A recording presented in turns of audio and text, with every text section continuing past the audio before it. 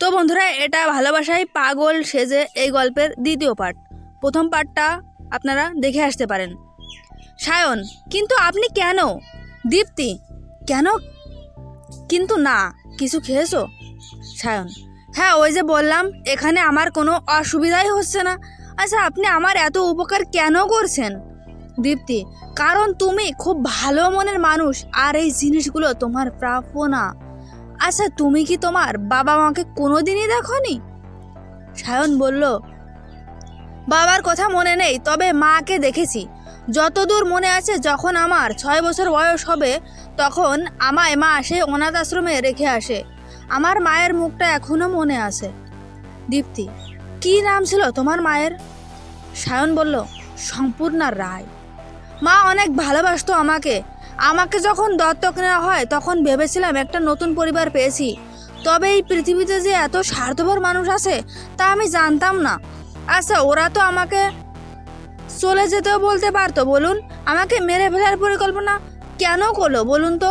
দীপ্তি বলল, সত্যি, আমাদের আশেপাশে এমন অনেক মানুষ আছে যারা শুধু নিজের স্বার্থটাই বোঝে। আমি আজ আসি কেমন? কাল আবার আসবো। শায়ন বলল, না, আপনাকে শুধু শুধু কষ্ট করতে হবে না। তাছাড়া অর্পণ তো আছেই। দীপ্তি বলল, আমাকে সাথে এই আপনি আজ্ঞে করে কথা বলতে হবে না। আর এটা আমার দায়িত্ব একজন ডাক্তার হিসেবে। ভালো থেকো। হাসপাতাল থেকে ফোন। দীপ্তি ফোন ধরে বলল, হ্যালো। কণ্ঠস্বর: আমি কি ডাক্তার দীপ্তি মজুমদারের সঙ্গে কথা বলছি? দীপ্তি বলল, হ্যাঁ বলুন, আমি দীপ্তি বলছি। কণ্ঠস্বর: শায়ন চৌধুরীর সব কাগজপত্র তৈরি, আপনি ওনাকে নিয়ে যেতে পারেন আজ। দীপ্তি বলল, হ্যাঁ, আমি এখনই আসছি। কোনো ফোন কাটার পর দীপ্তির চোখে মুখে এক অন্য রকমের খুশির আভাস এলো। আজ থেকে শায়ন তাদের বাড়িতে থাকবে, এটা ভেবেই সে অনেক খুশি হচ্ছে। ছোটবেলা থেকে সে বড়ই একা। বাবা মা ভালোবাসার কোনো খামতি রাখেনি ঠিকই, তবুও কাউকে নিজের মনের কথা বলা, কারোর সাথে শৈশব ভাগ করে নেওয়ার মতো কাউকে পায়নি। মালবিকার সাথে তার কলেজে আলাপ, তবে সেও নিজের জীবন নিয়ে আর তার বন্ধু রাহুলকে নিয়ে ব্যস্ত থাকে। ওদের প্রেমটা ভারী মিষ্টি। সম্ভবত স্কুল থেকেই তাদের সম্পর্ক। সে রোজই মালবিকার জন্য কলেজের বাইরে দাঁড়িয়ে থাকে। মালবিকা রাহুলকে দেখে খুব ভালো লাগে দীপ্তির। তাড়াতাড়ি স্নান করে তৈরি হয়ে নিল দীপ্তি। মা বলল, কি রে, এত সকাল সকাল উঠে কোথায় যাচ্ছিস? দীপ্তি বলল, মা, তোমাকে বলেছিলাম না শায়নের কথা, ওকে আজ হাসপাতাল থেকে ছেড়ে দেবে। হাসপাতাল থেকে ফোন এসেছিল, তুমি আজ ভালো ভালো রান্না করো, কিন্তু শায়নকে দেখাতে হবে না আমার মা কত ভালো রাঁধুনি। মা বলল, ওরে শয়তান মেয়ে, তুমিও তোমার বাবার মতো হয়েছ না? তোর বাবা যখনই কাউকে নেমন্তন্ন করে, তখনই আমাকে বলে যে ওদের দেখাতে হবে না তুমি কত ভালো রাঁধুনি। তুই চিন্তা করিস না, সাবধানে যা। আর শোন, আমি উপরের ঘরটা মালতীকে দিয়ে পরিষ্কার করে রাখবো। শায়নকে ওই ঘরেই থাকতে বলিস। দীপ্তি বলল, আচ্ছা, আজ আসছি আমি। মা বলল, আরে কিছু খেয়ে যা। দীপ্তি বলল, না মা, আমি বাইরে খেয়ে নেব। হাসপাতালে পৌঁছে দীপ্তি দেখল যে শায়ন স্বাভাবিক জামা কাপড় পরে তৈরি হয়ে আছে। এই প্রথমবার সে অর্পণকে দেখল। শায়ন বলল, আসুন, এই হচ্ছে অর্পণ। অর্পণ, ইনি দীপ্তি। অর্পণ বলল, ধন্যবাদ, আপনি এত উপকার করলেন। কি ভেবে যে আপনার ঋণ শোধ করব জানি না। দীপ্তি বলল, আমি কিছু করিনি। আপনি না থাকলে হয়তো শায়নের আজ বেঁচে থাকার আশাটাও থাকতো না। নিন, চলুন এবার। অর্পণ, আপনি কিন্তু আসবেন আমাদের বাড়িতে। এ নিন আমার বাবার কার্ড, এর মধ্যেই আমাদের বাড়ির ঠিকানা রয়েছে। অর্পণ বলল, অবশ্যই আসবো। ভালো থাকিস শায়ন, চল, তোদের গাড়িতে উঠিয়ে দিয়ে আমি চলে যাব। দীপ্তি আর শায়নকে গাড়িতে উঠিয়ে অর্পণ চলে গেল। কিছুটা পথ এসে একটি শপিং মল দেখে দীপ্তি গাড়ি থামাতে বলল।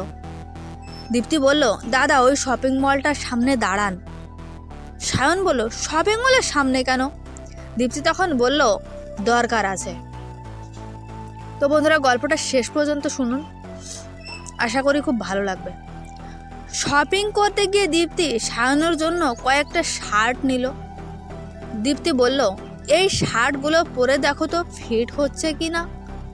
সায়ন বলল, আমার জন্য নিচ্ছেন, কিন্তু কেন? দেখুন, আপনি এমনিতে আমার জন্য অনেক করেছেন, এমনিতেই আমি আপনার কাছে ঋণী হয়ে আছি। দীপ্তি বলল, দেখো, তোমাকে কালকেই বলেছি আমাকে আপনি আপনি না করতে, আর যেটা বলছি সেটা করো। সময় হলে ঋণ শোধ করে দিও, না দিলেও অসুবিধা নেই, আমি কোনো স্বার্থ নিয়ে কিছু করছি না। তুমি আমাকে নিজের বন্ধু মনে করতে পারো। দেখো, বাবা মা ছাড়া আর কারোর সাথে এত ভালো করে মিশতে পারিনি। তোমার মধ্যে আমি একটা বন্ধু খুঁজে পেয়েছি, আমাকে পর ভেবো না। সায়ন বলল, আচ্ছা দিন শার্টগুলো, আমি পরে দেখছি। দীপ্তি বলল, আবার আপনি? সায়ন তখন বলল, আসলে অভ্যেস হয়ে গেছে, চেষ্টা করছি তুমি বলার। দীপ্তি হা হা হা, যাও তাড়াতাড়ি। 10 মিনিট পর জামা কাপড় কিনে তারা একটি রেস্টুরেন্টে ঢুকলো। সায়ন বলল, কি হলো, বাড়ি যাবেন না? যাবে না? দীপ্তি বলল, সকাল থেকে কিছু খাইনি, হাসপাতালের ফোন পেয়ে স্নান করে চলে এসেছি তাড়াতাড়ি, এখন কিছু না খেলে মাথা ঘুরে পড়ে যাব। সায়ন তখন বলল, সে কি, আগে বলবে তো, জামা কাপড় না কিনে আগে খেয়ে নিতে পারতে। দীপ্তি তখন বলল, সে ঠিক আছে, মাকে বলেছি আজ ভালো ভালো রান্না করতে, এখন 10:30 বাজছে, চলুন এখানে ব্রেকফাস্টটা করে নিই। সায়ন তখন বলল, হ্যাঁ চলুন। খাওয়া দাওয়া সেরে বাড়ি ফিরলো তারা দুজনে। সায়নকে তার ঘরটা দেখিয়ে দিল দীপ্তি। বেশ কয়েকদিন পর দীপ্তির মা বলল, জানো, ছেলেটা বেশ ভালো, ভদ্র, সভ্য, বড়দের সম্মান দিতে পারে। দীপ্তির বাবা তখন বলল, হ্যাঁ সেটা আমিও খেয়াল করেছি। দীপ্তিকে বেশ খুশি খুশি লাগছে বলো? দীপ্তির মা বলল, হ্যাঁ গো, ছোট থেকে তো আমাদের সাথেই কেটেছে, খেলাধুলো, পড়াশোনা সবই এই 4 দেওয়ালের মাঝে। জানো, আমাদের মেয়ের মধ্যে যে এত মায়া মমতা আছে দেখে খুব ভালো লাগছে। আমার বাবা আমাকে এই বাড়িতে আশ্রয় দিয়েছিল একদিন। বাবার চিকিৎসার যখন সব টাকা শেষ হয়ে যায়, বাড়ি ভাড়া না দেওয়ায়, তখন বাড়িওয়ালা আমাদের বের করে দেয়। তুমি আমাদের আশ্রয় না দিলে যে কি করতাম। দীপ্তির বাবা, তুমি আবার সেসব দিনের কথা নিয়ে পড়লে কেন? আচ্ছা, তোমাকে একটা কথা বলতে ভুলে গেছি, সায়নের জন্যে দীপ্তি একটি চাকরির কথা বলেছিল।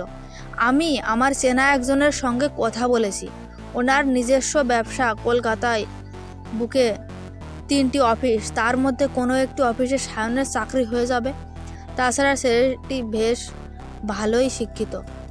দীপ্তির মা, এটা তুমি খুব ভালো করেছো গো, চাকরিটা পেলে ওরও ভালো লাগবে, সারাদিন বাড়িতে থাকতে ওরও হয়তো ভালো লাগে না পরের দিন। তো এভরিওয়ান, গল্পটাতে একটা লাইক অবশ্যই করে দেবেন যদি গল্পটা ভালো লেগে থাকে। ধন্যবাদ।